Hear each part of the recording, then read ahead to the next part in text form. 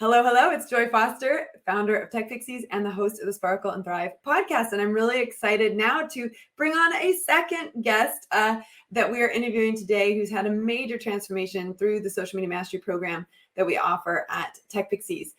So Ceri, you are in the house. Hello. Hello. I am so excited about this interview. It was wonderful. On the last podcast, we interviewed Julia Heffer, who's done this amazing work in branding. And I think it's really important to bring a different story to the podcast. One of a math tutor who was living with her parents and was on government benefits and has completely transformed in a very short period of time. So let's start by just tell me about yourself and tell me about where you were when you found TechPixies. Okay, so I've been teaching on and off in different settings for about 10 years, in the heritage sector and then in the classroom. And then COVID happened and I was on supply. So supply teaching was no longer needed. The last thing they wanted was strange people in and out of different schools all the time. So I found myself in a bit of a quandary, didn't know what I was going to do. I was lucky I was furloughed, so it wasn't an emergency straight away. In May, our furlough ended and we were like, yeah, schools aren't going to take us back. So we started to worry about what I was going to do next.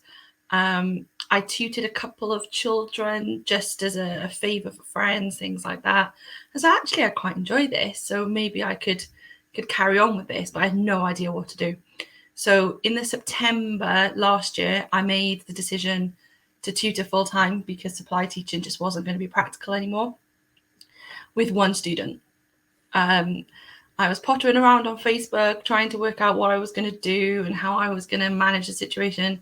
And I saw the TechPixies advert and I was like, oh, lunchtime, that sounds nice. I can have a cup of tea and, do my thing and see what happens. And the next thing I knew, I was like, I really like this. This is great. I loved the mindset stuff. I really needed the mindset stuff. I was in a point of my life where I had no confidence. Everything had just fallen apart. And I was like, I really enjoy this. And then we got to the end and the whole course announcement was made for the big course. And I was like, this sounds so amazing, but there's no way I can afford it. No way at all. So I got a bit emotional and I was like, oh, well, maybe next time. And there was the scholarship. And my partner said to me, he said, well, do it. The worst that happens is you don't hear anything. So I did. And I was so, so lucky. And I will be forever grateful for that scholarship because that changed my life, completely changed my life. Now, a year later, I am fully booked. I'm turning students away at the moment. I've got a waiting list. The holidays have become boosters for students I've never met. It's just blown up and it's crazy. Well, I remember when I shared your story last night. I shared your story in the social media crash course whenever people watch it. But I shared your story in the crash course and I put up your vision board. We last night, the very first thing I taught was, create a vision board and use Canva to do it. So if you go to techpixies.com/Canva, you can grab a free training on how to create a vision board. And you did exactly that.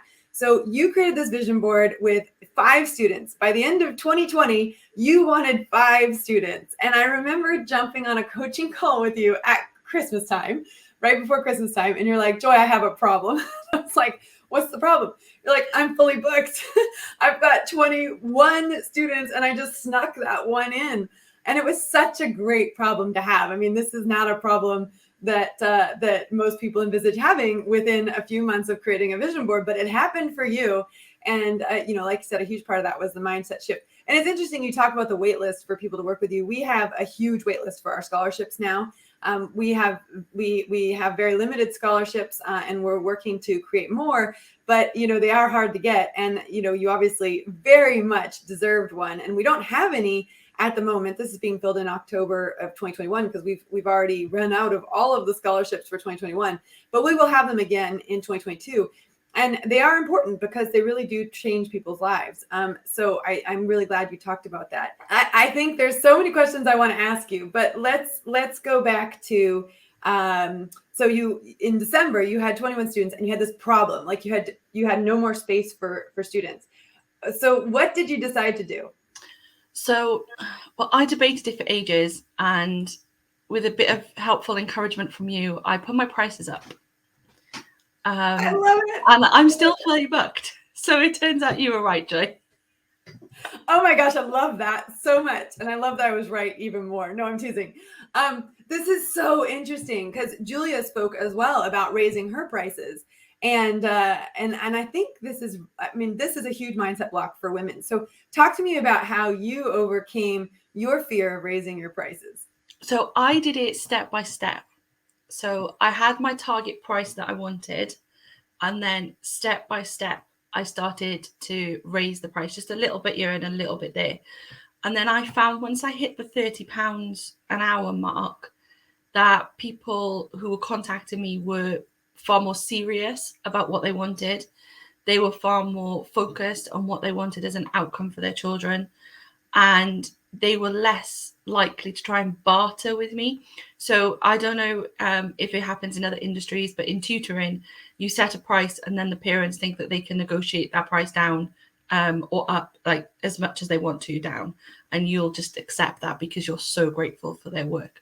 And some do you think that you would have accepted it before TechPixies? You would have accepted a barter? Without doubt, because I'd have just been like, there's a student, I just need the student. But TechPixies, if TechPixies taught me anything, is to value my worth. There's years of experience going into that. It's not just that hour or 45 minutes or hour and a half that I'm with their child. It's the planning, it's the preparation, it's all of the years of education that I've been through myself, all the CPD that I do. Everything comes into that. So they're buying an hour with me rather than buying an hour of teaching. And since I've changed that mindset, I'm far happier to talk pricing than I used to be. I used to be really, really uncomfortable about pricing, but now I've got my worth. I know where I am. Ah, that is so cool. Now tell me, you set that like ideal price. Have you surpassed that now? Not yet, but that will be next April. Why next April? Because April is where I change for the financial year and everything like everybody does. And I've done it in increments every so many months. So my existing customers are used to that. And for new customers, April is a good point where we tend to see year 10 students coming in ready for their exams in year 11. And year 9 students have just had their mocks and their reports. So they're looking for tuition. So for new students, it's a good point that they'll be naturally coming in. I love it. I love it. And I love that you're raising your prices again. That's so cool. Okay. So now let me ask you this. In terms of,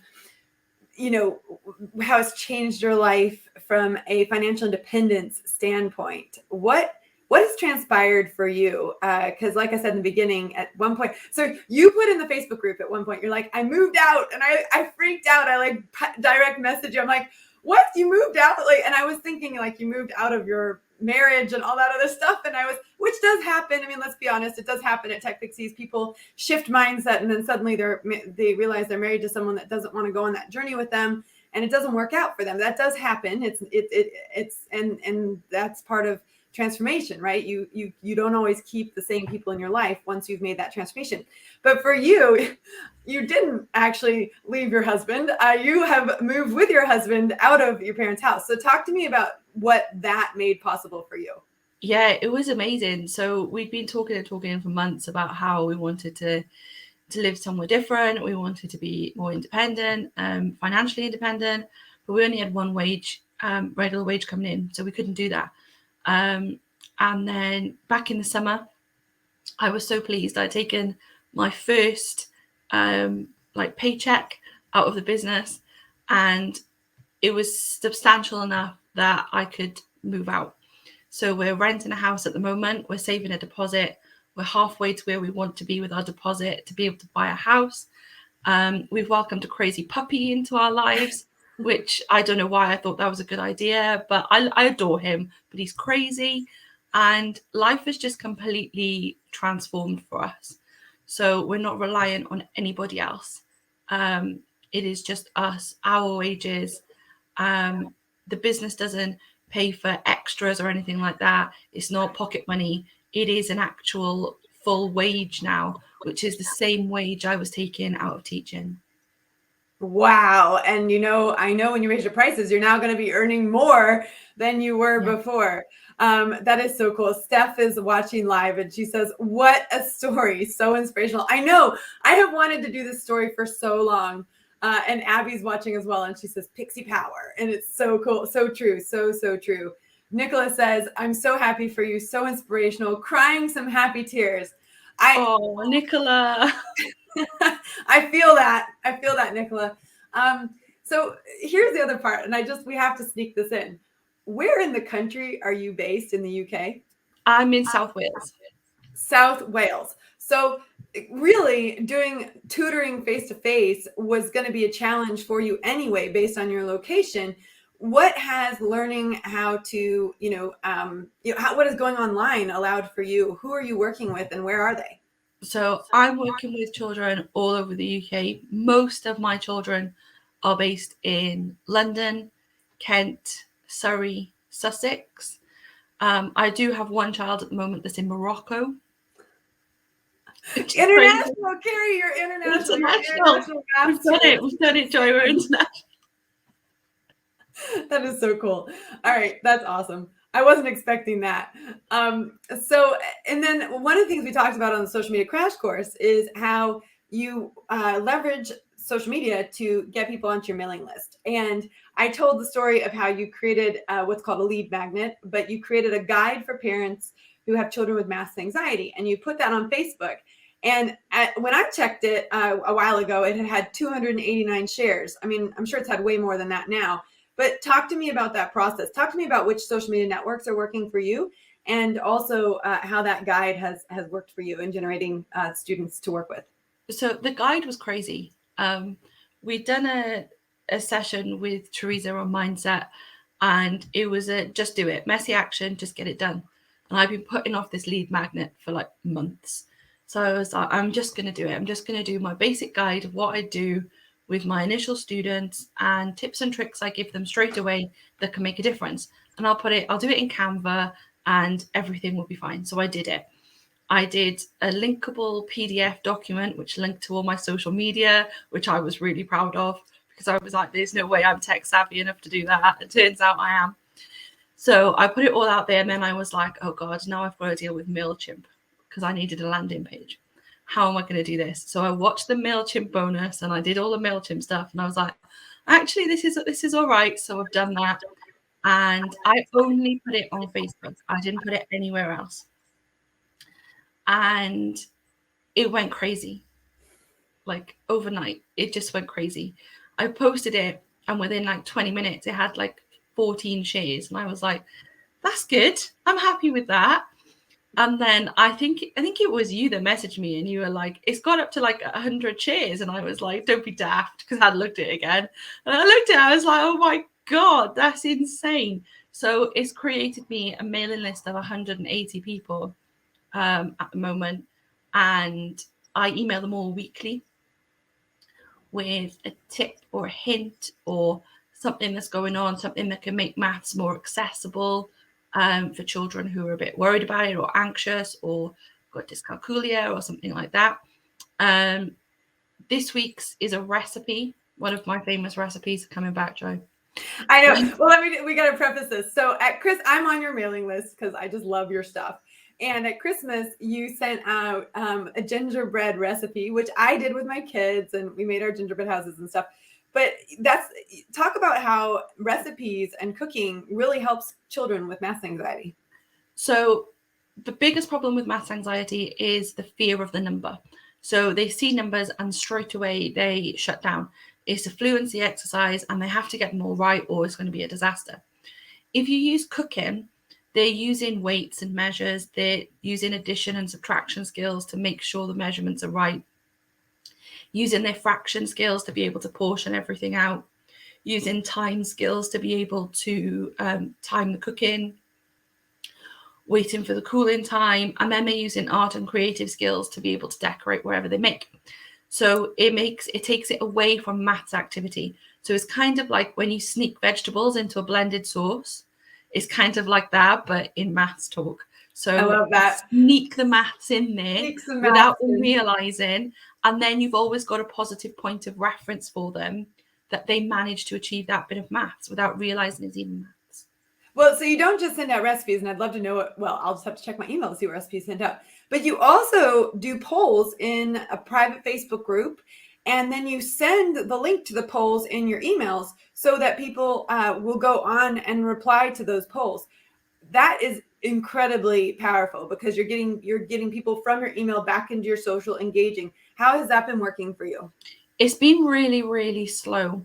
I think the nature of maths anxiety, parents with maths anxious children are worried about talking about their child, not because they're embarrassed or anything like that, but they don't want their child to feel that or to feel any different.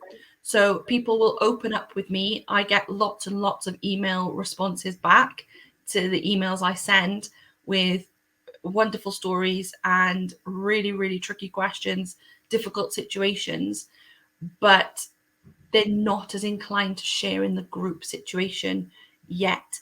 And I think that's because they need to trust each other and know that it is a closed and safe community.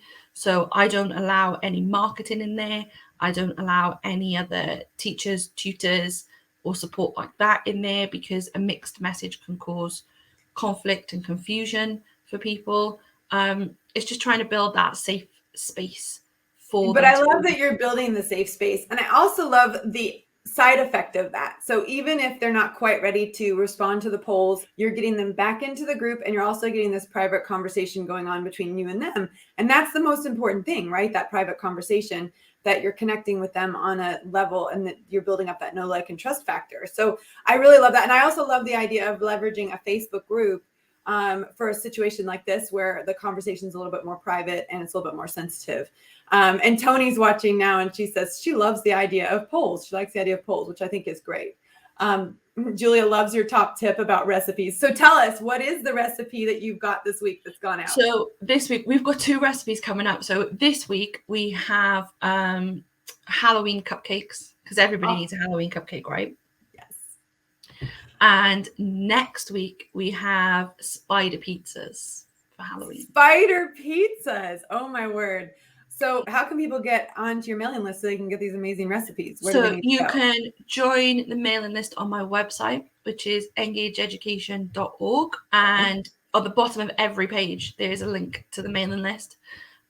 You can also find my blog on there. So if you know someone who's maths anxious or you're a bit maths anxious yourself, you can have a look on there for lots of hints and tips, games to play, things to do with your children that can boost their confidence. That is so good. Well, Lucy's here. She says, this is amazing. I love everything. I love that everything is so relatable. Do you need to be good at maths to be a good cook? No. Good. That means there's hope for us all. There's hope. There's hope. And Zoe's watching live and she says, wow, Ceri, there's nothing stopping you. Simply inspirational journey. And I mean, I can't wait to interview Zoe as well. She's built up a huge teaching community on Facebook in a private Facebook group. And she's inspiring them to thrive after teaching, to move beyond teaching, which is so cool. Christina's here and she says, your business sounds fantastic. I wish I had access to someone like you when I was a child. I'm going to subscribe to your mailing list now. That is so cool. Thank you, Christina. Well, first of all, I want to say thanks to all the TechPixies who've shown up this morning. There's a great conversation in the chat going on. Okay, so I guess let's just go through how you would describe yourself before TechPixies and how you would describe yourself now. Before TechPixies, I was full of self-doubt.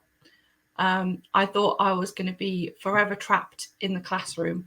And I don't mean that in a sense of with the children, because teaching is the best bit of the job. The problem is we do very little teaching in the classroom now. There's so much that goes on besides that. My work-life balance was non-existent. My family didn't know who I was.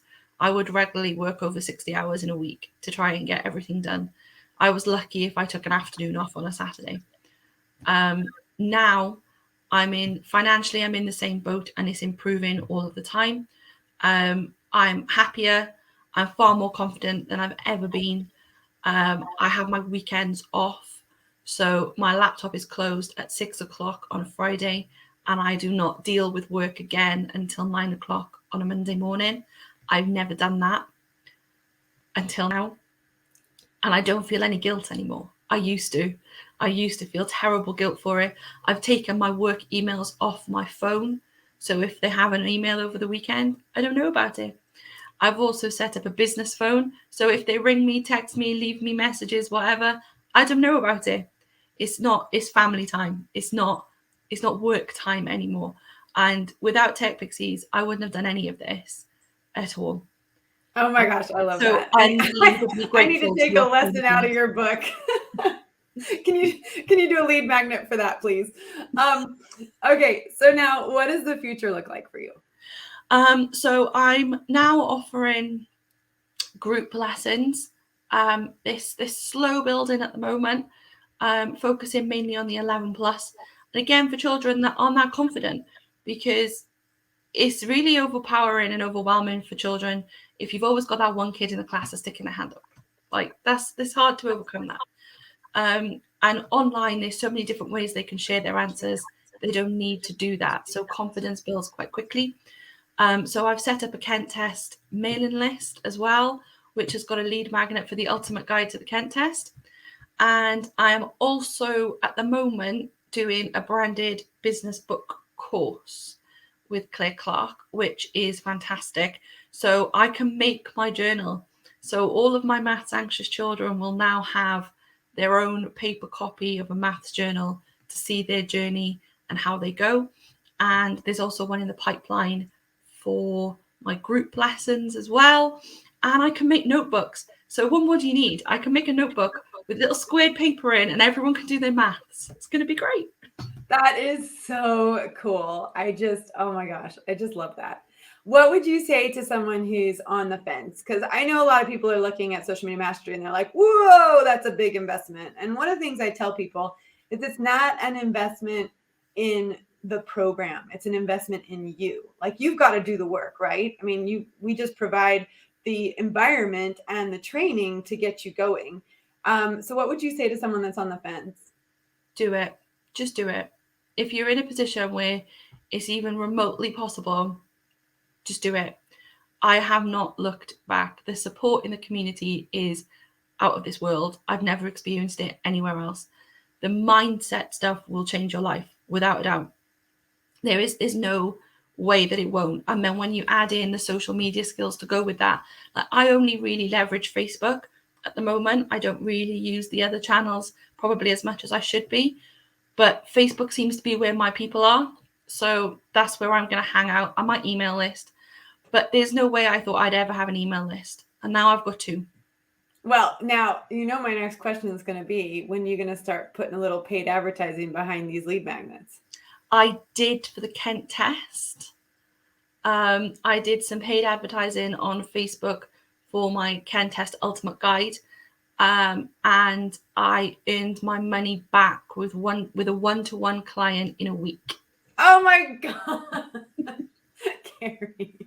I mean, like, I'm going to interview you in like 10 years and you're going to be like famous, the most famous math tutor in the world.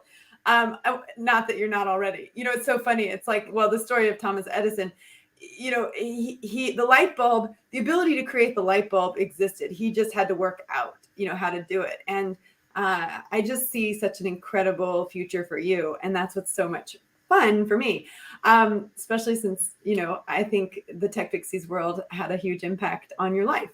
If anyone's watching live right now and wants to ask a question, this would be a great time. Chris says, go, Ceri, go. Stephanie says, very inspirational. I'm going to let my friends know who are working in schools. Abby thinks world domination next. Well, she's already going there. She's already got international students. And then Nicola wants to know when you're going to start employing other tutors. I've thought about it. I have thought about it.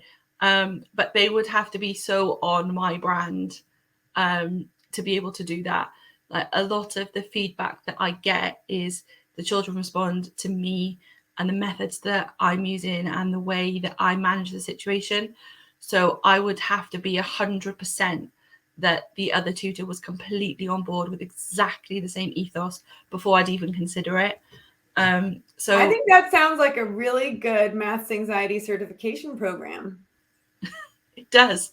Just throwing that out there. All right, Abby was like, I did say that to you in Christmas last year. So when you do it and it works, you can come back to me.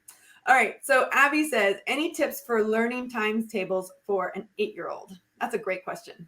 That is a great question. Persistence. Times tables are boring. Make them with as many games as you can. There's a website I use with all of my students called timestable.co.uk. It's free to set up a login detail for it, and they can win. They can get diplomas, they get certificates, they get trophies, ribbons, medals, all the things that kids love.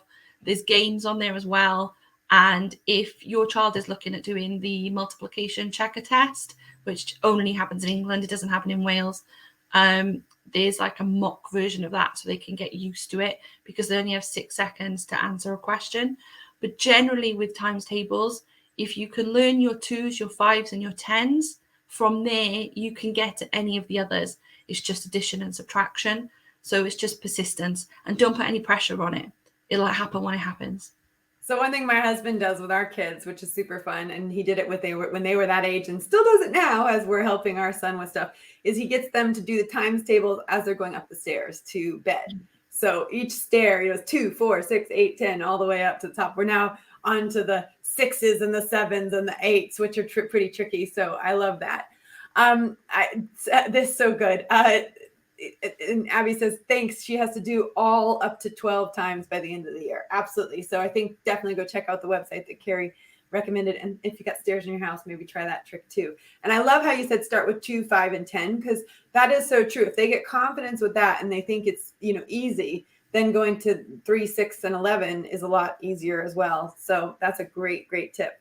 It's been so awesome hanging out with you. I just, you light up my world, and all the TechPixies do, to be honest. I was saying on Julia's podcast as well that, on the Friday post, when people post their wins for the week, it's just the coolest thing to read, because there's a win. You can find a win in every situation, in every week. You just have to look for it. And what most people are doing is they're looking for what's not working. They're not looking for what's working. And it's by looking regularly at what's working and finding gratitude in that a grateful person expects great things. And I just love, love, love that. So do you have any final words of wisdom for those who are watching or listening?